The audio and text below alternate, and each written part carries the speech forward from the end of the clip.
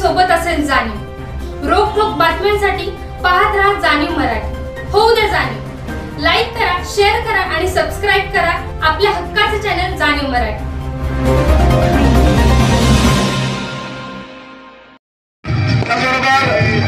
सातारा लोकसभेचे उमेदवार आदरणीय श्रीमंत छत्रपती खासदार उदयनराजे भोसले, आदरणीय श्रीमंत छत्रपती आमदार सुरेंद्रसिंहराजे भोसले, आदरणीय आमदार महेश दादा शिंदे यांचंही व्यासपीठावर आगमन झालेलं आहे। जिल्हाध्यक्ष धैर्यशील दादा, आदरणीय देवाणीताई फळांदेताई, महादेवजी जानकर साहेब उपस्थित सर्वांना अभिवादन करतायत।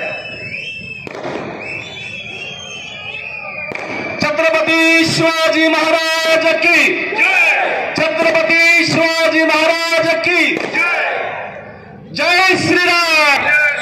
देवेंद्र फडणवीस साहब आप आगे बढ़ो, देवेंद्र फडणवीस साहब आगे बढ़ो। साहेब प्रदेश सरचिटणीस आपलंही स्वागत आहे।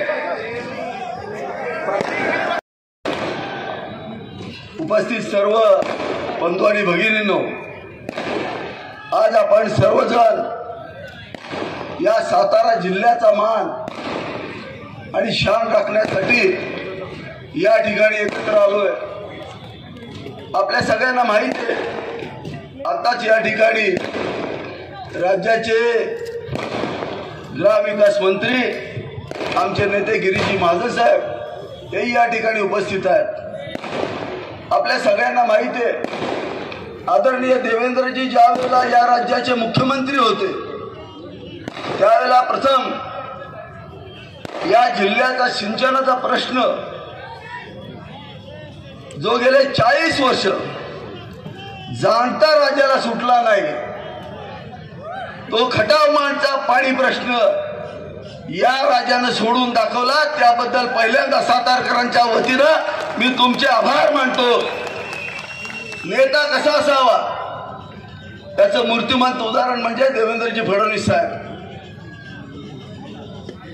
त्यांनी खटाव मंडला पाणी दिलं आणि त्याच्याबरोबर मला एकदा बोलवून घेतलं आणि सांगितलं, महेश तुला कृष्णा खोरेच्या उपाध्यक्ष पदाची जबाबदारी सांभाळायची आहे।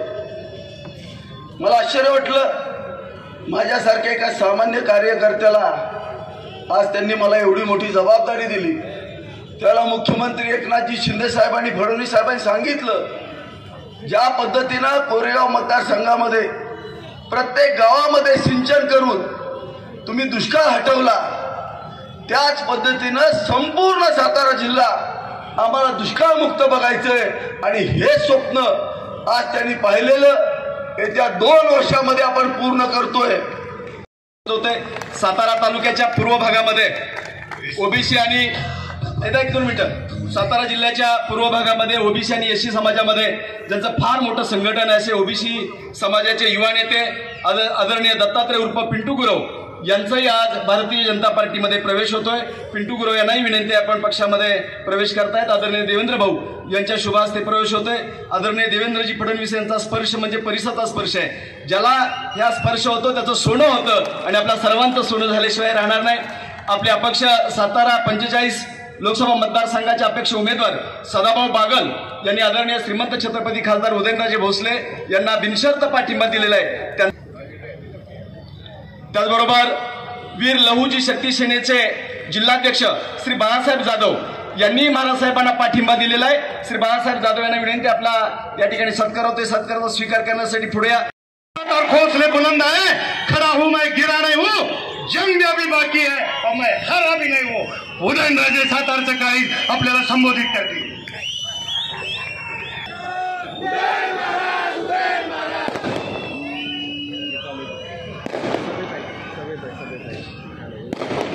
सर्वात प्रथम या ठिकाणी छत्रपती शिवाजी महाराज, आमचे वडील कैलासवासी प्रतापसिंह महाराज, आमचे काकासाहेब भाऊसाहेब महाराज यांना आपल्या सर्वांच्या वतीने विनम्र अभिवादन करतो। आज या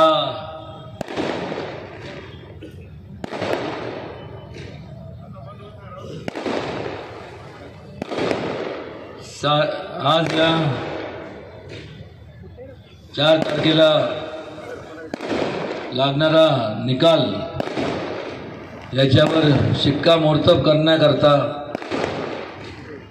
विजयीचा शिक्कामोर्तब करण्याकरता या ठिकाणी आवर्जून उपस्थित असलेले आपल्या सगळ्यांचे लाडके महाराष्ट्राचे उपमुख्यमंत्री देवेंद्रजी फडणवीस साहेब, माझ्या थोरल्या भावासारखे गिरीशजी महाजन साहेब, माधवजी जानकर साहेब, माझे मित्र आमदार महेश शिंदे, आमचे बंधुराज आमदार शिवेंद्रराजे, सर्व आपण लोकशाहीतले राजे, ज्येष्ठ वडीलधारी मंडळी, माता भगिनी आणि माझ्या तरुण मित्रांनो, आज ही जी या ठिकाणी ही सभा होतीये ही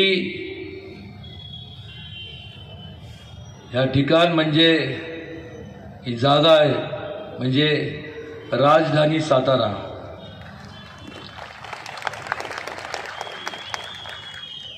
या राजधानीतून अनेक चळवळीचा उगम झाला. स्वातंत्र्याची चळवळ असेल, स्त्रियांच्या शिक्षणाची चळवळ असेल, सत्यशोधक चळवळ असेल, पत्री सरकारची चळवळ असेल आणि त्यामुळं ह्या संपूर्ण राजधानी साताऱ्याने ह्या देशाला एक दिशा देण्याचं काम केलं. आणि आज ह्याच भूमीमध्ये त्या काळात छत्रपती शिवाजी महाराज यांनी एक लोकशाहीतला ढाचा रचला. एकमेव असे राजे ते होते की संपूर्ण जगभरात त्यांनी जगाला जो विचार दिला की राज्य कारभारामध्ये लोकांचा सहभाग असणं गरजेचं आहे आणि त्यातून अस्तित्वात आली ही लोकशाही म्हणजे आपला भारत देश, जी जगात सर्वात मोठी लोकशाही म्हणून त्याच्याकडे पाहिलं जातं. अशा ह्या लोकशाहीच्या देशामध्ये ज्या वेळेस आपल्याला स्वातंत्र्य मिळालं, अनेक त्यावेळेस जवळपास तेव्हापासून आजपर्यंत जवळपास 50-55 वर्ष काँग्रेसची सत्ता होती. आपण सगळ्यांनी भरभरून मतदान केलं, पण मात्र जाणीवपूर्वक दुर्लक्ष संपूर्ण देशाकडं दिलं गेलं. कारण सत्तेचं विकेंद्रीकरण झालं आणि सत्ता जेव्हा एक ठिकाणी एकवटते त्यावेळेस अहंकार माजतो आणि त्याच्या माध्यमातून मग माझ्यामुळं हा संपूर्ण समाज आहे अशी भावना आपल्या मनात, त्या लोकांच्या मनात निर्माण होती. आणि त्यामुळं आपण लोकांना गृहीत धरतो, कुठं जाणार आहे, काय करणार. पण त्या काळात देखील उठाव झाला. संपूर्ण देशभरातून लोकांनी उठाव केला की ज्या हेतूने आम्ही तुम्हाला एवढे वर्ष निवडून दिलं, निदान आम्हाला 2 टाइम जेवण आणि डोक्यावरती आम्हाला एक छत तरी असावं, ही माफक अपेक्षा त्यांची ह्या संपूर्ण देशाच्या जनतेची होती. पण मात्र अहंकार एवढा निर्माण झाला होता की हे आपल्याला विरोध करतात. विरोध करत नव्हते, ते आपला अधिकार ते मागत होते. एमर्जन्सी लागू केली, लोकांना तुरुंगात टाकलं आणि संपूर्ण चिरडण्याचं काम पाप यांनी केलं. संविधानाचं गळा कापण्याचं काम केलं. आणि त्यातनं मग या गेल्या 10 वर्षाचा कालावधीत आपण पाहिला परिवर्तन घडलं. आणि या 10 वर्षाच्या कालावधीत जर काय घडलं असेल तर फक्त सगळ्या ठिकाणी जिथं जाऊ, ज्या ज्या राज्यात जाऊ, त्या त्या राज्यातल्या, त्या त्या जिल्ह्यातल्या, त्या त्या तालुक्यात गेल्यानंतर सगळीकडं विकासाचे कामंचा डोंगर उभं राहिलेला आपल्याला पाहायला मिळतो. महिलांच्या सक्षमीकरण करता, तरुणांच्या रोजगाराबाबतीत मेक इन इंडिया असेल, स्पोर्ट्स असेल, वेगवेगळ्या निर्णय क्षेत्रात अनेक योजना राबवल्या गेल्या. त्याचा फायदा संपूर्ण या देशवासियांना झाला. आणि मग असं वाटतं की त्या काळात का नाही झालं. आज आपण त्या काळात जर ते झालं असतं तर हा देश किती विकसित झाला असता, असा एक मनात विचार येतो. या देशाला आपल्या देशाला मागास, टेक्निकल दृष्ट्या मागास ठेवण्याचं काम आणि पाप यांनी केलं. मोदींच्या कुशल नेतृत्वाखाली आज आपण पाहतो की गेल्या 5 वर्षात ह्या संपूर्ण जिल्ह्यामध्ये माझ्या मतदारसंघात जवळपास 10,000 कोटीची कामं मार्गी लागली. ज्यावेळेस ती सरकार असतं त्यावेळेस एक प्रकारचं नियोजन आखलं जातं आणि एक नियोजनबद्ध कार्यक्रम ज्या ठिकाणी असतो त्यावेळेसच लोकांच्या प्रगतीची कामं मार्गी लागतात. एका बाजूला हा विकासाचा पर्व आणि संपूर्ण वेगाने होणारी वाटचाल, आणि दुसऱ्या बाजूला महाविकास आघाडीच्या माध्यमातून कुठल्याही प्रकारचा विकास किंवा काम न करता केवळ भूलथापा, आम्ही हे करू ते करू. 55 वर्षामध्ये काही जमलं नाही तर आत्ता काय करणार. आणि त्यामुळं संपूर्ण अजूनही त्यांचं एक मत, त्यांचं पंतप्रधानांच्या उमेदवार कोण ह्याच्यावर होत नाही. ते तर होणार नाहीच, पण मात्र एक मत सुद्धा होत नाही. अत्यंत विस्कळीतपणा, कोणाचा ताळमेळ नाही. आणि अशा परिस्थितीत कुठल्याही प्रगती नाही, अधोगतीच्या दिशेने वाटचाल करताना आपल्याला पाहायला मिळतं. आणि म्हणून आपल्याला सगळ्यांना मी विनंती करणार आहे की ज्या वेळेस आपण डेव्हलपमेंटच्या कामांबद्दल बोलतो, टुरिझम इंडस्ट्री असेल, IT पार्क असेल, ज्याकरता आपल्याला मंजुरी देण्यात आलेली आहे, फक्त जागे ह्या खात्याची त्या खात्यावरनं आपल्याला ते बदलून घ्यायची. जसं मेडिकल कॉलेजच्या वेळेस शासनाची जागा पण वेगवेगळ्या खातं वेगळं होतं. नजीकच्या काळात आपण ते सुद्धा करणार आहोत.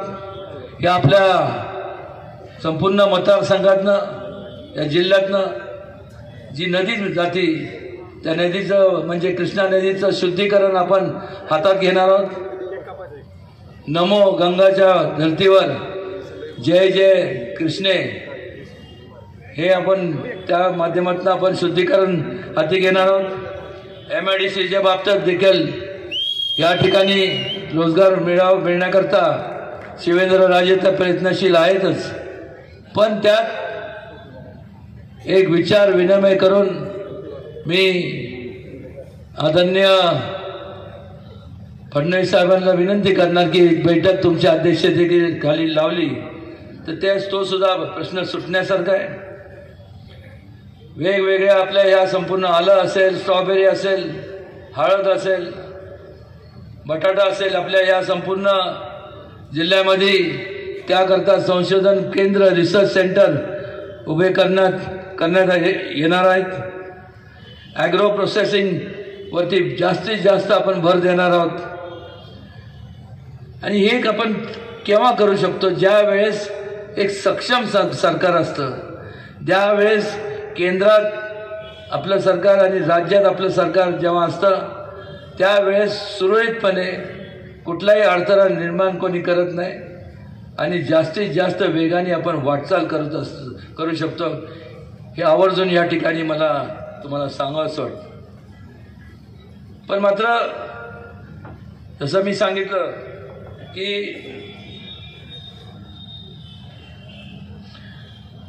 या ठिकाणी जसं मी सांगितलं की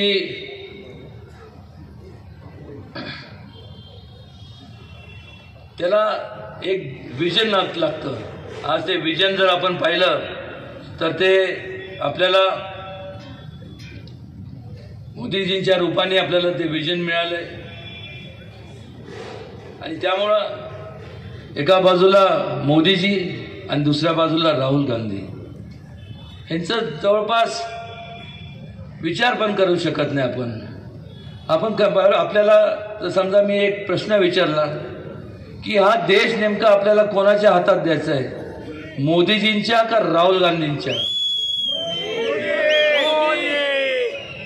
अनेकदा आपण पाहतो ज्यावेळेस संपूर्ण रोड शो होतात त्यावेळेस राहुल गांधी कॉलेजमध्ये जातात आणि असं करतात. स्वाभाविक आहे, तरुण आहे, लोक घात करणार. पण पुढं काय? तुम्ही तरुणांना काय उपदेश करणार आहात?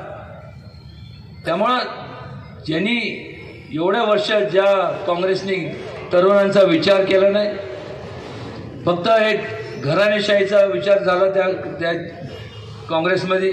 आज ठिकठिकाणी आपण भारतीय जनता पक्षाचा ज्या बाबतीत आणि महायुतीच्या बाबतीत जर विचार केला तर संपूर्ण प्रत्येकजण जो होतकरू आहे, ज्याचे कष्टाळू आहे, त्याच्यामध्ये धमक आहे, त्या प्रत्येकाला तिथं वाव मिळतो. मला सांगा ना, आज देवेंद्रजी किंवा गिरीश महाजनजी जे आहेत किंवा बाकी सगळे आमदार आहेत, हे कुठल्या मोठ्या घराण्यात जन्माला आले नाही, पण मात्र स्वतःच्या कर्तबगारीचा त्यांना त्या पक्षाने दाद दिला. हो, खरं आहे, मी आणि शिवेंद्रराजे आम्ही मागच्या जन्मी काहीतरी पुण्य काम केलं असावं म्हणून एवढ्या मोठ्या घराण्यात आमचा जन्म झाला. पण आम्ही घराण्याचं नाव घेऊन कधी मतं मागितले नाही आणि मागणारे नाही. आम्ही लोकशाही मान्य केली, कारण की आमच्या म्हणजे छत्रपती शिवाजी महाराजांनी लोकशाहीचा ढाचा रचला होता.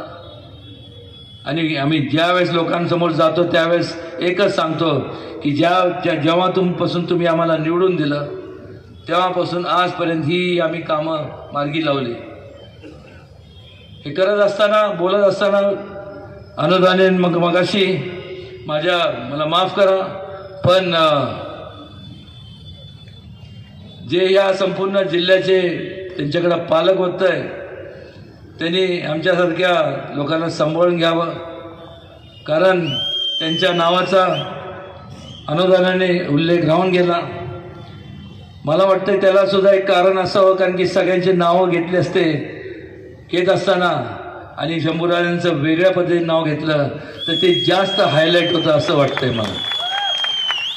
पण मात्र या ठिकाणी जेवढे मान्यवर उपस्थित आहेत, महिला आहेत, सर्व तरुण आहेत, वेगवेगळ्या पक्षाचे सगळे पदाधिकारी आहेत, आमदार आहेत, मंत्री आहेत, हे सर्व ह्या वेगवेगळ्या महायुतीतल्या जरी हे पक्षातले असले तरी एक मात्र त्यांचा विचार एक आहे. आणि ज्या वेळेस विचाराने लोक एकत्र येतात त्यावेळेस त्यांना एकत्र ठेवण्याकरता कुठल्या ताकदीची किंवा कुठलं कष्ट घ्यावे लागत नाही, कारण की उद्दिष्ट एक असतं. पण ज्या वेळेस महाविकास आघाडीच्या बद्दल बोलत झालं तर ज्या वेळेस फक्त स्वार्थाकरता ज्यावेळेस लोक एकत्र येतात त्यांचं उद्दिष्ट वेगळंच असतं प्रत्येकाचं. त्यामुळं त्यांचा स्वार्थ जेव्हा साधला जातो त्यावेळेस आपापल्या दिशेने ते निघून जातात. अशी अवस्था महाविकास नाही तर ह्या महाभकास आघाडीची असं म्हणलं तर चुकीचं ठरणार नाही. सैनिकांच्या बाबतीत सैनिकी परंपरा ह्या जिल्ह्याला आहे आणि त्यामुळं सैनिकांच्या बाबतीत देखील त्यांच्या वेलफेअर करता अनेक स्कीम्स आपण राबवल्यात, अनेक स्मारक देखील आम्ही या संपूर्ण सातारा उभं केलं आहे. त्यांच्याकरता देखील केंद्र शासनाच्या माध्यमातून जास्तीत जास्त निधी आणून त्यांचं मदत होईल किंवा त्यांचं सहकार्य होईल असं सुद्धा आमची योजना आहे. फार बोलण्यापेक्षा मी एवढंच सांगेन की मी काय तुमच्यापेक्षा वेगळा नाही आहे. जसं मी सुद्धा एक सामान्य माणूस आहे, तसं पाचही बोटं एकसारखे नसतात. कदाचित वैचारिक थॉट प्रोसेस वेगळी असेल, पण मला तुमचं जे दुःख सुख आहे हे गेले 30-32 वर्ष जेव्हापासून मी समाजकारण करत आलोय, कधी राजकारण केलं नाही. आणि हे करत असताना तुम्हाला सर्वांना केंद्रबिंदू मानूनच मी आजपर्यंत समाजकारण केलं. त्यात वाटेल त्या परिस्थितीत तेव्हाही बदल झाला नाही, आजही नाही आणि भविष्य काळात तर शक्यच नाही. आणि त्यामुळं फार बोलण्यापेक्षा पुन्हा आपण एवढ्या मोठ्या संख्येने या ठिकाणी उपस्थित झाल्याबद्दल, आमच्या विनंतीला मान देऊन आला, आपला बहुमोल वेळ आपण खर्च केल्याबद्दल मी मनापासून आपल्या सगळ्यांचे आभार मानतो आणि थांबतो. जय हिंद, जय महाराष्ट्र, जय शिवराय. बंधुत्वाचं तीर्थक्षेत्र होतं, याची प्रचिती आजही तुम्हाला इथे येते, आजही तुम्हाला येते.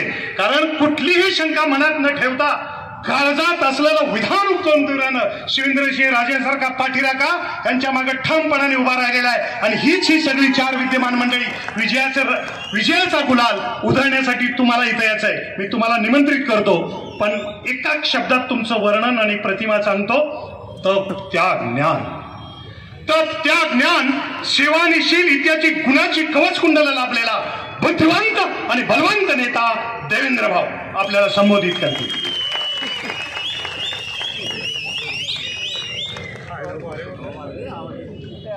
भारत माता की, भारत माता की, छत्रपती शिवाजी महाराज की, धर्मवीर छत्रपती संभाजी महाराज की. जय भवानी, जय जय जय जय जय भवानी, जय जय जय जय जय शिवाजी, जय श्रीराम, जय जय श्रीराम. हिंदवी स्वराज्याचे सरसंस्थापक छत्रपती शिवरायांना मानाचा मुजरा करतो. भारतीय राज्य घटनेचे शिल्पकार भारतरत्न डॉक्टर बाबासाहेब आंबेडकर यांना मानवंदना अर्पित करतो.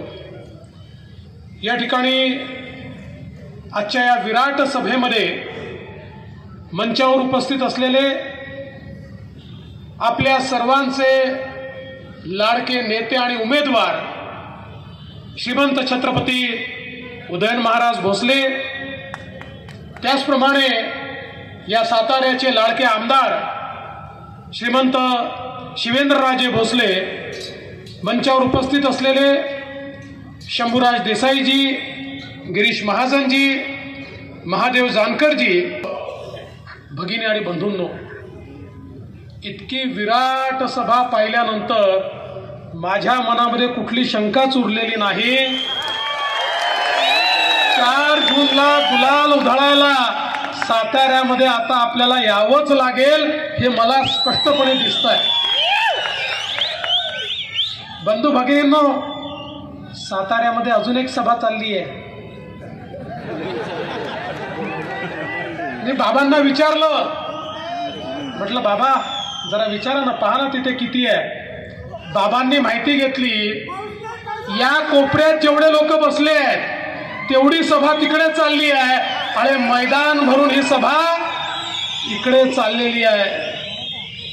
सर्वप्रथम बंधू भगिनींनो, स्वराज्याच्या क्रांतीच्या या भूमीला मी या ठिकाणी वंदन करतो. खऱ्या अर्थानं तंजावूर पासून पेशावर पर्यंत जे हिंदवी साम्राज्य या ठिकाणी तयार झालं त्या साम्राज्याला ज्या भूमीने बळ दिलं ती ही सातारची भूमी आहे, छत्रपती शिवरायांची कर्मभूमी आहे. आणि आजही या जिल्ह्याने लढण्याची परंपरा सोडलेली नाही. महाराष्ट्रामध्ये ज्यावेळी देशाच्या सीमेवर लढणाऱ्या शहीद सैनिकांची यादी आम्ही पाहतो त्यावेळी सर्वात जास्त शहीद सैनिकही याच सातारचे आम्हाला दिसतात. त्या सगळ्या शहीदांना या ठिकाणी मी नमन करतो. बंधू भगिनींनो, खरं म्हणजे आजच्या या सभेच्या निमित्ताने आमच्या शिवेंद्र बाबांनी आणि महाराजांनी या ठिकाणी काही गोष्टी मांडल्या आणि कशा प्रकारे आपल्याला विकास घडवायचा आहे या संदर्भातली एक ब्ल्यूप्रिंट आज महाराजांनी तयार केली आहे. आपल्याला कल्पना आहे की शेवटी कुठल्याही व्यक्तीच्या मनामध्ये विकासाच्या कितीही संकल्पना असल्या तरी त्या संकल्पना पूर्ण करण्याकरता तेवढंच ताकदीचं नेतृत्व लागतं. आणि मला सांगताना आनंद वाटतो ते नेतृत्व देण्याची क्षमता आज देशामध्ये फक्त आणि फक्त नरेंद्र मोदीजींकडे आहे. आज बाबा तुम्ही ज्यावेळी या ठिकाणी आम्हाला IT हब पाहिजे म्हणतात, महाराज IT हब पाहिजे म्हणतात, आज तुम्ही याची मागणी का करू शकता माहिती आहे? मोदीजींनी गेल्या 10 वर्षामध्ये भारताला IT कॅपिटल केलं. जो IT आमचे पोरं फक्त परदेशात जायचे, आज जगातल्या सगळ्या IT कंपन्या या भारतामध्ये आहेत. आणि तुम्ही काळजी करू नका, 2 महाराजांनी सांगितल्यानंतर आमची काही ब्याज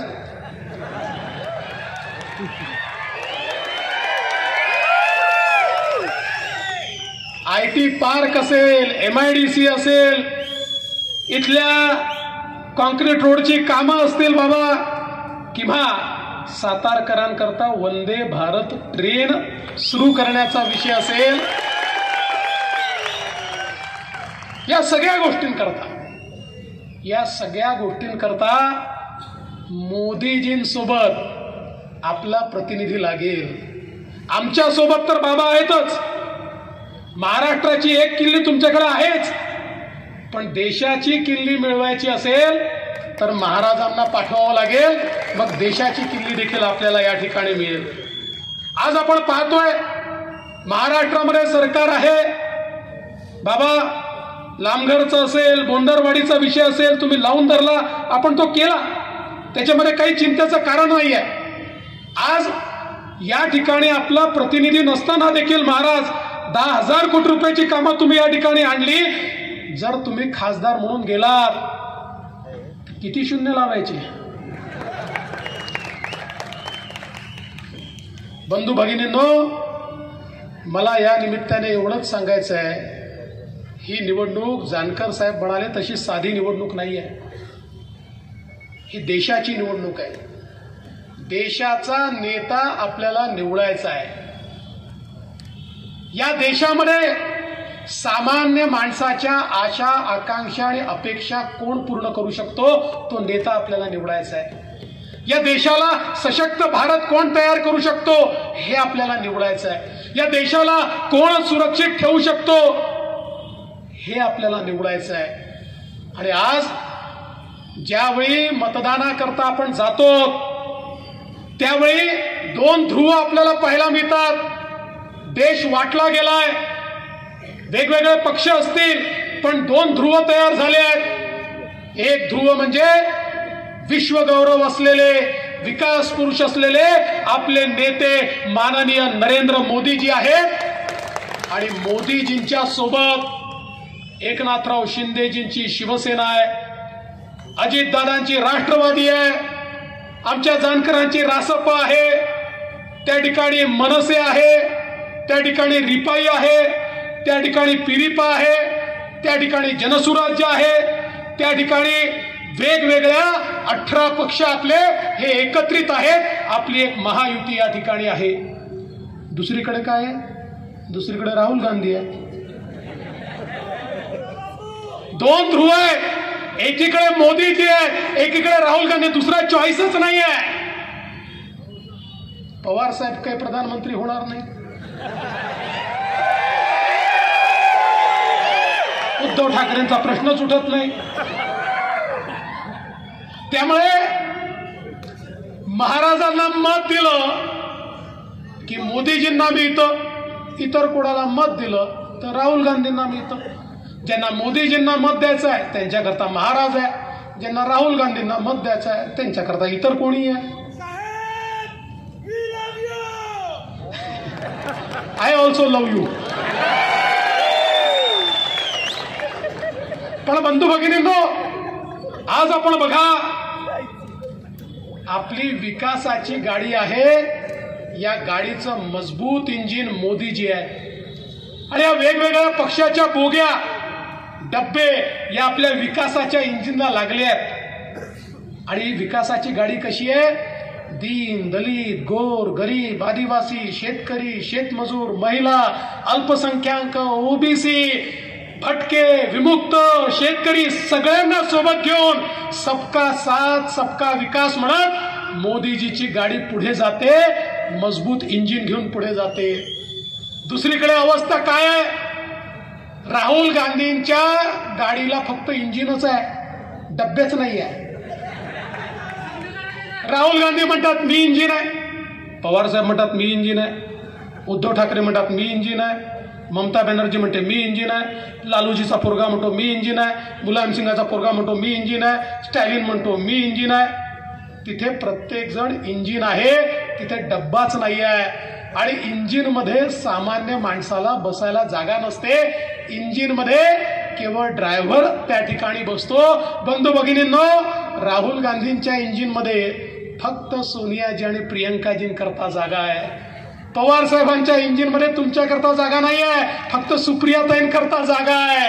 आणि उद्धवजींच्या इंजिन मध्ये फक्त आदित्य ठाकरेंकरता जागा आहे, बाकी कुणाही करता जागा नाही आहे. आणि म्हणून ज्या क्षणी महाराजांच्या कमळाची बटन दाबाल त्या क्षणी महाराज साताऱ्याची बोगी थेट मोदीजींच्या इंजिनला लावतील आणि मग साताऱ्याला मागे वळून पाहण्याची आवश्यकता पडणार नाही. आपण पाहू शकतो 2014 साली मोदीजींनी महाराष्ट्रामध्ये आणि देशामध्ये आपल्या महायुतीचं राज्य आल्यानंतर ज्या प्रकारचं परिवर्तन या ठिकाणी केलं, आज जगातले लोक विचार करतायत, जगातले लोक हे मोदी मॉडेल काय आहे. जगात चर्चा चाललेली आहे की 10 वर्षामध्ये 25 कोटी लोकांना गरिबी रेषेच्या वर आणणारं मोदी मॉडेल काय आहे. अर्थशास्त्र सगळे तज्ञ चर्चा करतायत. 25 कोटी लोक गरिबीच्या वर आले, 20 कोटी लोक जे झोपडीत राहायचे, कच्च्या घरांमध्ये राहायचे, ते 20 कोटी लोक आज पक्क्या घरांमध्ये राहायला गेले. ज्या 50 कोटी लोकांच्या घरी माय माऊलीला चुलीवर स्वयंपाक करावा लागायचा, त्यांच्या घरी गॅस आला. ज्या 55 कोटी लोकांकडे शौचालय नव्हतं, बाहेर जावं लागायचं, त्यांच्या घरी शौचालय आलं. ज्या 60 कोटी लोकांकडे पिण्याच्या पाण्याचा नळ नव्हता, माझी माय माऊली डोक्यावर हंडा घेऊन त्या ठिकाणी नळावर जायची, नदीवर जायची, विहिरीवर जायची. त्या 60 कोटी लोकांकडे 10 वर्षामध्ये शुद्ध पिण्याचं पाणी नळाच्या माध्यमातून पोहोचलं. 80 कोटी लोक असे आहेत देशामध्ये की ज्यांच्या घरी आज मोदीजी मोफत रेशन देत आहेत आणि 2029 सालापर्यंत हे मोफत रेशन त्यांच्या घरी पोहोचणार आहेत. आणि त्यात 7 कोटी लोक आपल्या महाराष्ट्रातले देखील आहेत. जवळजवळ 60 कोटीपेक्षा जास्त आमचे तरुण असे आहेत की ज्यांना मोदीजींच्या माध्यमातून मुद्राचं लोन मिळालं. बंधू भगिनींनो, 10 लाखाचं लोन, कुठलंही तारण नाही, कुठलीही गॅरंटी नाही. पूर्वी बँकेत गेलं, मॅनेजर म्हणायचा घर किंवा जमीन तारण ठेवायला आहे का, नसेल तर कोणी सरकारी अधिकारी तुझा नातेवाईक आहे का, त्याची गॅरंटी आण तर तुला या ठिकाणी लोन मिळेल. पण मला सांगताना आनंद वाटतो, 60 कोटीपेक्षा जास्त लोकांना मोदीजींनी त्यांची गॅरंटी घेतली आणि 10 लाखापर्यंतचं लोन मिळालं. आणि त्यापैकी 31 कोटी महिला आहेत की ज्यांना हे लोन त्या ठिकाणी मिळालेलं आहे. आणि आता तर मोदीजींनी सांगितलं 10 लाख नाही, आता 20 लाखापर्यंतचं लोन, कुठली गॅरंटी नाही, कुठलंही तारण नाही, हे आमच्या तरुणाईला या ठिकाणी मोदीजींच्या माध्यमातून मिळणार आहे. आणि एवढंच नाही तर जवळपास 80 लाख बचत गट तयार करून त्यांना 8 लाख कोटी रुपये मोदीजींनी दिले आणि त्यातनं 10 कोटी महिलांना आपल्या पायावर मोदीजींनी उभं केलं. त्यापैकी 1 कोटी महिला या लखपती दिदी झाल्या. आता 3 कोटी महिला लखपती होणार आहे आणि मोदीजींचं लक्ष आहे या 10 कोटी महिलांना त्या ठिकाणी लखपती करण्याचं. मोदीजी म्हणतात की ज्यावेळी एक पुरुष पायावर उभा राहतो त्यावेळी केवळ पुरुष पायावर उभा राहतो, पण महिला पायावर उभी राहते तर पूर्ण परिवार पायावर उभा राहतो. आणि म्हणून महिलांना अधिकारिता देण्याचं काम मोदीजी करतायत. आणि आज आमच्या मंचावर फार कमी महिला दिसत आहेत. पुढच्या वेळेस 50% मंच महिलांकरता राखीव ठेवावा लागणार आहे, कारण 2026 नंतर मोदीजींनी ठरवलं आहे 33% महिला विधानसभेत आमदार आणि 33% महिला लोकसभेत खासदार बनणार आहेत. कारण जोपर्यंत आमच्या माता भगिनी या मुख्य धारेमध्ये येत नाही तोपर्यंत विकसित भारताचं स्वप्न हे या ठिकाणी पूर्ण होत नाही. आज बघा बंधू भगिनींनो, मोदीजींनी ज्यांचा कोणी विचार केला नाही, इतके वर्ष आमच्या गावगाड्याला चालवणारे, आमचं आर्थिक सगळं चक्र चालवणारे आमचे 12 बलुतेदार आणि पारंपरिक व्यावसायिक यांचा विचार कधी झाला नाही. पहिल्यांदा मोदीजींनी विश्वकर्मा नावाची योजना आणली आणि गावगाड्याचं काम करणारे आमचे 12 बलुतेदार आणि आमचे पारंपरिक व्यावसायिक यांच्याकरता 14,000 कोटी रुपये मोदीजींनी दिले. त्यांचा व्यवसाय आधुनिक करण्याकरता, त्यांच्या व्यवसायामध्ये नवनवीन गोष्टी आणण्याकरता आणि त्यांचा व्यवसाय हा गावापुरतं मर्यादित न ठेवता तो लोकल नाही तर तो ग्लोबल कसा करता येईल, त्यांच्या पुढच्या पिढ्यांना हा पारंपरिक व्यवसाय सोडून नोकरीत जाण्याच्या ऐवजी त्याच पारंपरिक व्यवसायातनं 4 पैसे कमावून मोठं कसं होता येईल अशा प्रकारची योजना मोदीजींनी त्या ठिकाणी आणली. आज आमच्या अनुसूचित जातीच्या तरुणाईकरता स्टँडअप सारखी योजना आणली आणि त्या योजनेच्या माध्यमातून मोदीजींनी प्रत्येक बँकेच्या प्रत्येक ब्रँचला अनुसूचित जातीच्या मुलांना लोन देऊन उद्योजक करावंच लागेल, नाहीतर त्या बँकेचा लायसन्स कॅन्सल होईल म्हणून सांगितलं. आज लाखो अनुसूचित जातीचे लोक हे त्या ठिकाणी उद्योजक झाले आहेत. आमच्या आदिवासी समाजाकरता मोदीजींनी त्या ठिकाणी आपल्याला कल्पना आहे 24,000 कोटी रुपयाची योजना आणली. आणि सगळ्यात महत्वाचं, कारण सैनिकांचा जिल्हा आहे, वर्षानुवर्ष आमचे सगळे सैनिक म्हणायचे 1 रँक 1 पेन्शन आला पाहिजे आणि सरकार सांगायचं त्याच्याकरता 50,000 कोटी रुपये लागतील, आम्ही ते करू शकत नाही. मोदीजींनी सांगितलं 1 रँक 1 पेन्शन देणार, 1 रँक 1 पेन्शन दिली, 50,000 कोटी रुपये आमच्या सैनिकांना त्या ठिकाणी देण्याचं काम हे मोदीजींच्या माध्यमातून झालं. आज आपण बघा आमच्या शेतकऱ्यांकरता मोदीजींनी एकीकडे सिंचनाचं काम एवढ्या मोठ्या प्रमाणात झालं. आज आपण पाहू शकतो ज्यावेळी 2014 साली महाराष्ट्रामध्ये सरकार आलं आणि हे सरकार आल्यानंतर आम्ही मोदीजींकडे गेलो, त्यांना सांगितलं अनेक प्रकल्प या ठिकाणी रिकामे पडले आहेत, कोरडे पडले आहेत, अर्धवट पडले आहेत, मोदीजी आम्हाला पैसा हवाय. मोदीजींनी सांगितलं चिंता करू नका, या महाराष्ट्राला 26,000 कोटी रुपये एका योजनेत, 24,000 कोटी रुपये दुसऱ्या योजनेत, 50,000 कोटी रुपये हे मोदीजींनी दिले. मला सांगताना आनंद वाटतो, एकट्या सातारा जिल्ह्यामध्ये 5 वर्षामध्ये आम्ही 48,000 हेक्टर जमीन ही त्या ठिकाणी सिंचनाखाली आणली. उरमोळी सारखा प्रकल्प हा बळीराजामध्ये त्या ठिकाणी घेतला. प्रधानमंत्री कृषी सिंचन मध्ये धोम, बलकवडी, ताराळी, वांग, मोरणा, कुडाळी ही सगळी योजना त्या ठिकाणी घेतली. जीए कटापूर असेल, वसना वगणा असेल, या योजना आपण त्या ठिकाणी घेतल्या. टेंबू सारखी योजना आपण त्या ठिकाणी घेतली. वेगवेगळ्या प्रकारच्या सगळ्या योजना दादा तुम्हाला माहिती आहे, तुम्ही फार त्याच्यामध्ये तुमच्या भागामध्ये पाणी पोचवलेलं आहे आणि म्हणूनच लोकांनी तुम्हाला पाणीदार केलं आणि दुसऱ्याला घरी बसवलं, ज्याला आता महाराज पुन्हा घरी बसवणार आहे. या सगळ्या योजना या ठिकाणी का होऊ शकल्या? मोदीजींना शेतकऱ्याची चिंता होती. विचार करा, 15 वर्ष सरकार होतं, त्या सरकारमध्ये आपल्याला काय सांगितलं जायचं? इकडच्या लोकांना सांगितलं जायचं विदर्भाचा अनुशेष आहे म्हणून तिकडे पैसे देतोय, तिकडच्या लोकांना सांगायचं इकडे पैसे देतोय ना इकडे मिळायचे ना तिकडे मिळायचे. आम्ही सांगितलं विदर्भातही काम करून दाखव आणि पश्चिम महाराष्ट्रातही काम करून दाखव. सातारा, सांगली आणि सोलापूरच्या दुष्काळी भागामध्ये आज पाणी पोचत आहे, कारण या ठिकाणी मोदीजी होते. मोदीजींचा आशीर्वाद आपल्या पाठीशी होता. आज बंधू भगिनींनो, आमच्या ऊसाच्या शेतकऱ्यांकरता ज्यावेळी मोदीजी प्रधानमंत्री झाले, जाणते राजे म्हणाले होते, अरे मोदींना ऊसातलं काय कळतं, यांना साखर कारखानदारीतलं काय कळतं. पण आज ऊस कारखानदारीतल्या कुठल्याही व्यक्तीला विचारा, तो सांगेल ऊस कारखानदारी करता आणि ऊसाच्या शेतकऱ्याकरता जेवढे निर्णय नरेंद्र मोदीजींनी घेतले यापूर्वीचं कुठलंही सरकार घेऊ शकलं नव्हतं. 340 रुपयाने FRP वाढवली, त्या ठिकाणी साखरेची मिनिमम सप्लाय प्राइस तयार केली आणि त्या माध्यमातून साखरेचे भाव पडणार नाही आणि शेतकऱ्यांना त्या ठिकाणी FRP मिळेल, चांगला भाव मिळेल, हे मोदीजींनी करून दाखवलं. इथेनॉलची पॉलिसी आणली, इथेनॉलच्या माध्यमातून साखर कारखाने उभे राहिले पाहिजेत आणि तो पैसा देखील आमच्या शेतकऱ्यांना मिळाला पाहिजे, हे मोदीजींनी करून दाखवलं. आणि सगळ्यात महत्वाचं काही असेल, वर्षानुवर्ष त्या ठिकाणी शेतकऱ्यांच्या डोक्यावर टांगती तलवार होती. ऊसाची FRP दिल्यानंतर कायद्याने जास्तीची FRP दिली म्हणून इन्कम टॅक्स लागला होता. इन्कम टॅक्स महाराष्ट्रामध्ये 10,000 कोटी रुपयाचा इन्कम टॅक्स होता. सातत्याने नोटिसा यायच्या, कारखान्यांना यायच्या, तुम्ही शेतकऱ्याकडनं पैसा वसूल करा आणि आम्हाला इन्कम टॅक्स भरा.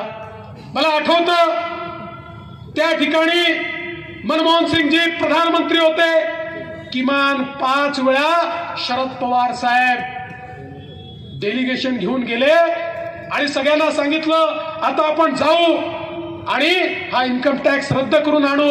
5 वेळा लोक गेले, प्रत्येक वेळी आश्वासन मिळालं. ते जायचे, अर्थमंत्र्याला भेटायचे, प्रधानमंत्र्याला भेटायचे, फुटकी कवडी देखील त्यातनं रद्द झाली नाही.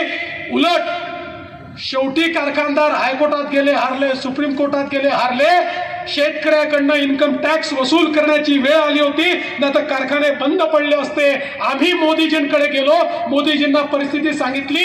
एका झटक्यात मोदीजींनी सांगितलं की आपल्याला हे करावं लागेल. अधिकाऱ्यांना बोलवलं, अमित भाई शाह सहकारिता मंत्र्यांना बोलवलं, त्या ठिकाणी सगळे अधिकारी आले. अधिकाऱ्यांनी सांगितलं साहेब असं आजपर्यंत झालं नाही, मागच्या तारखेचा 10-20 वर्षाचा इन्कम टॅक्स आहे, तो आज आपल्याला रद्द करता येत नाही, हे कायद्यात बसत नाही. त्यावेळी मोदीजींनी सांगितलं अरे कायदा शेतकऱ्यांकरता मोडावा लागला तरी मोडू, नवीन कायदा त्या ठिकाणी तयार करू. आणि बंधू भगिनींनो, मोदीजींनी 10,000 कोटी रुपयाचा आमच्या शेतकऱ्यांवर इन्कम टॅक्स रद्द करून टाकला आणि शेतकऱ्यांना दिलासा दिला. आज माझा सवाल आहे, त्यांना विचारा जे विचारत होते मोदीजींना ऊसातलं काय समजतं. जे मोदीजींना समजलं ते तुम्हाला वर्षानुवर्ष समजलं नाही. मोदीजींना सामान्य शेतकऱ्याची नाडी समजली, त्याचं स्पंदन समजलं, त्याचं रुदन समजलं, त्याचं हृदय समजलं आणि म्हणून मोदीजी या ठिकाणी अशा प्रकारचा निर्णय घेऊ शकले. आणि म्हणून बंधू भगिनींनो, ही साधी निवडणूक नाही आहे, देशाची निवडणूक आहे. आज देशामध्ये एक मजबूत नेतृत्व आहे. आज आपलं नेतृत्व वैश्विक नेतृत्व आहे. मी तुम्हाला विनंती करतो, तुम्ही आठवा तो काळ, ज्या काळामध्ये कोविड होता, नातेवाईकांना भेटण्याची चोरी होती. अरे किड्या मुंग्यासारखे लोक मरत होते, आपल्यातले आपटेष्ट जात होते, कोणी कोणाच्या मौत मिट्टीला देखील जायला तयार नव्हतं. इतकी भीती, इतकं भय, प्रत्येक बापाला वाटायचं माझ्या पोराचं काय होईल, आईला वाटायचं माझ्या पोरीचं काय होईल, आमच्या परिवाराचं काय होईल असं वाटत होतं. जगाच्या पाठीवर एक मोठं संकट होतं. 140 कोटीचा देश. लोक म्हणायचे, जगातले एक्सपर्ट म्हणायचे की भारतामध्ये 40-50 कोटी लोक तरी मरतील, त्यांना कोणीच वाचवू शकत नाही. जगाच्या पाठीवर 4 देशांनी कोविडची लस तयार केली होती आणि ते देश वाट पाहत होते कधी भिकाऱ्यासारखा भारत आमच्या पुढे हात पसरतो की आम्हाला लस द्या, मग आपण त्याच्याकडनं प्रॉफिट कमवू, थोड्याशा लसी त्याला देऊ आणि भारताला त्या ठिकाणी अडचणीत आणू, असं अनेक देश विचार करत होते. पण त्या देशांना माहिती नव्हतं या देशामध्ये नरेंद्र मोदी नावाचा प्रधानमंत्री आहे, ज्याला आपल्या लोकांना कसं वाचवायचं माहिती आहे. मोदीजींनी शास्त्रज्ञ जमा केले, त्यांना सांगितलं काय मटेरियल पाहिजे सांगा, तुम्हाला काय पैसा पाहिजे तो सांगा, तुम्हाला काय व्यवस्था पाहिजे त्या सांगा, आणि सातत्याने त्यांच्या पाठीशी उभं राहून जगातला 5वा देश हा भारत झाला, ज्याने आपल्या देशात लस तयार केली. 140 कोटी लोकांना 2 वेळा लस त्या ठिकाणी टोचण्याचं काम हे मोदीजींच्या नेतृत्वात झालं. एक पैसा कोणाला द्यावा लागला नाही. भारतामध्ये आज आपण वाचलो, त्या लसीमुळे वाचलो बंधू भगिनींनो. ती लस नसती तर भारताची काय अवस्था झाली असती. पण केवळ भारतापुरतं मर्यादित नाहीये, मला आपल्याला सांगितलं पाहिजे. मी मॉरिशसला गेलो होतो. मॉरिशसच्या मराठी मंडळींनी छत्रपती शिवरायांच्या पुतळ्याचं उद्घाटन ठेवलं होतं, त्या ठिकाणी उद्घाटन केलं. मॉरिशसच्या राष्ट्रपतींना भेटायला गेलो. आफ्रिकन ओरिजिनचे ते राष्ट्रपती होते, त्यांना भेटलो. ते म्हणाले फडणवीसजी तुम्ही माझे धन्यवाद हे मोदी साहेबांना सांगा.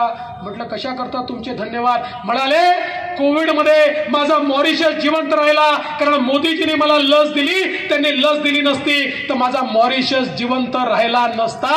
बंधू भगिनींनो, असे सांगणारे 100 देश आज जगामध्ये आहे की जे सांगतात आमचा देश मोदींमुळे वाचला. हे 100 देश आज भक्कमपणे आपल्या पाठीशी उभे आहेत, भारताच्या पाठीशी उभे आहेत. हे वैश्विक नेतृत्व आहे. आज जगामध्ये संधी तयार झाली आहे. कोविड नंतर जगाच्या पाठीवर लोकांचा विश्वास चीनमधनं उडालेला आहे. लोकांना आता या ठिकाणी नवीन देश पाहायचा आहे. 30 वर्ष चीननी जगाची फॅक्टरी म्हणून काम केलं. जगाच्या उत्पादनाच्या 30% उत्पादन एकटा चीन करत होता. पण आता जग म्हणतं आमचा या चीनवर विश्वास उडलेला नाही, आम्हाला नवीन जागा पाहिजे. आणि त्यावेळेस ते भारताकडे पाहतायत. त्यांना लक्षात येत आहे जगातलं सगळ्यात मजबूत नेतृत्व भारतामध्ये आहे. या भारतामध्ये गेलं तर आपण त्या ठिकाणी चीनपेक्षा जास्त समृद्धी आणू शकतो. आणि म्हणून आज आपण पाहतोय जगाच्या पाठीवर रेकॉर्ड फॉरेन डायरेक्ट इन्व्हेस्टमेंट ही भारतामध्ये येते आहे. आणि मला हेही सांगताना आनंद वाटतो, भारतामध्ये येणारी सगळ्यात जास्त इन्व्हेस्टमेंट आपल्या महाराष्ट्रामध्ये येते आहे, कारण मोदीजी आपल्या पाठीशी आहेत.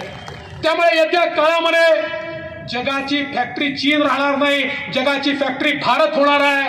भारतामध्ये उत्पादनाची क्षमता वाढते आहे. अरे 2014 साली ज्या भारतामध्ये 99% मोबाईल फोन आम्ही इम्पोर्ट करायचो, आज तो भारत 100% मोबाईल फोन हे भारतात बनवतोय आणि जगाला एक्सपोर्ट करतोय. ही भारताने आता एक्सपोर्टची मजल या ठिकाणी गाठलेली आहे. ज्या भारतामध्ये सर्व दारुगोळा, शस्त्रास्त्र, तोफा, जेट, फायटर जेट, पणडुब्या सगळं बाहेरून आयात करावं लागायचं, 10 वर्षात त्या सगळ्या गोष्टी भारतात बनतायत. फायटर जेटही भारत बनवतोय, फायटर हेलिकॉप्टरही भारत बनवतोय, पाणबुडी देखील भारत बनवतोय, तोफाही भारत बनवतोय.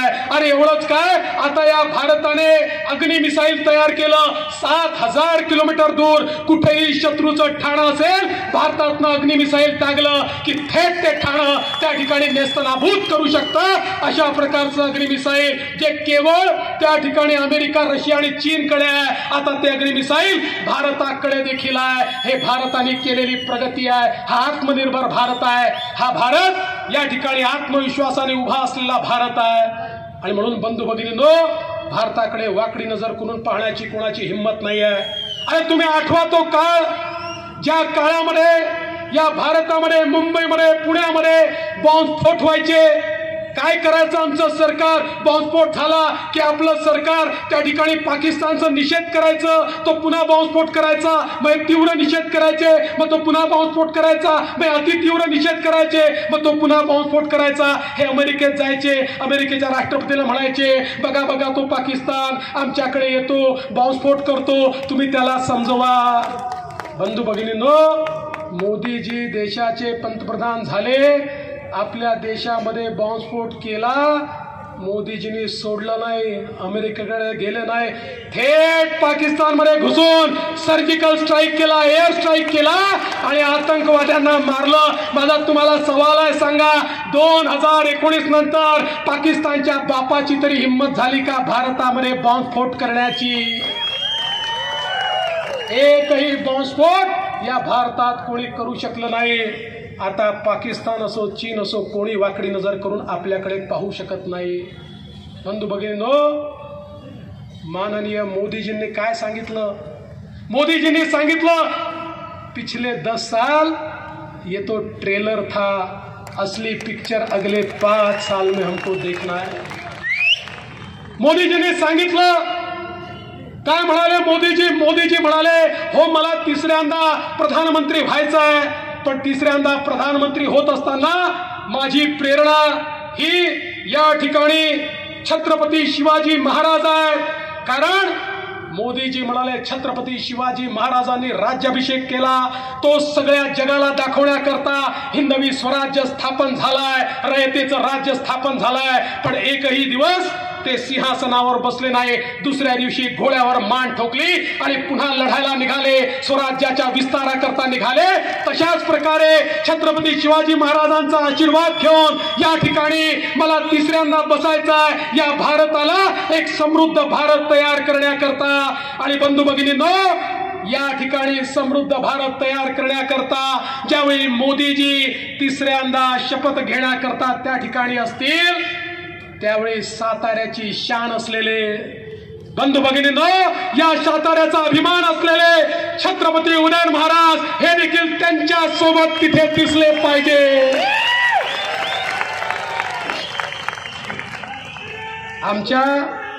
आमच्या पवार साहेबांचा दुटप्पीपणा बघा. कोल्हापूरला जातात आणि त्या ठिकाणी सांगतात शाहू महाराजांच्या विरुद्ध तुम्ही उमेदवार उभा केला, किती चुकीचं आहे, त्यांना तुम्ही त्या ठिकाणी निर्विरोध द्यायला पाहिजे होतं. मग हे महाराज नाहीत का? हे तुम्हाला का नाही आठवलं?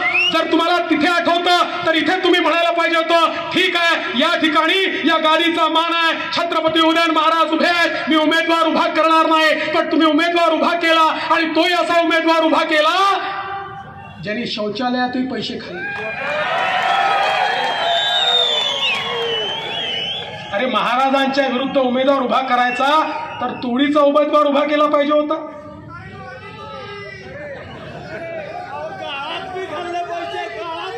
तुतारीची पिपाणी होणार. छत्रपती उदयनराजे तुतारीची पिपाणी केल्याशिवाय थांबत नाही. आणि म्हणून सातारकरांनो, तुमच्या भरोशावर आता ही निवडणूक आम्ही सोडली आहे. बाबाही आहेत आणि महाराजही आहेत. नाही ठरलं आहेच, पण आम्हाला रेकॉर्ड हवाय. या ठिकाणी ही 2 नेते मंडळी असताना सातारकरांनी असा रेकॉर्ड तयार केला पाहिजे की उभ्या देशाला समजलं पाहिजे छत्रपती शिवरायांच्या भूमीचा हुंकार हा देशाचा हुंकार झाला पाहिजे. याकरता आपण सगळ्यांनी महाराजांना दिल्लीला पाठवा एवढीच विनंती करतो आणि माझं बोलणं संपवतो. जय हिंद, जय महाराष्ट्र, जय शिवराय.